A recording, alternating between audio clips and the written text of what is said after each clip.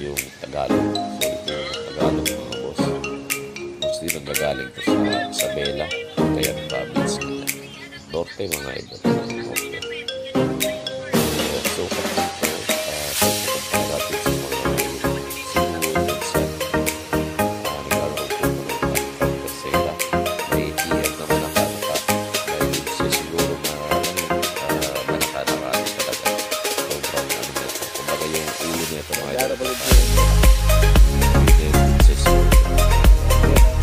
Ano po pa nabili nagabukas ang box niya ba? Additional lang naman.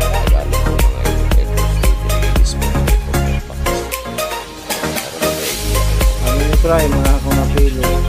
Maganda po. Kung bata talaga. Maganda siya. Mga idol isa to.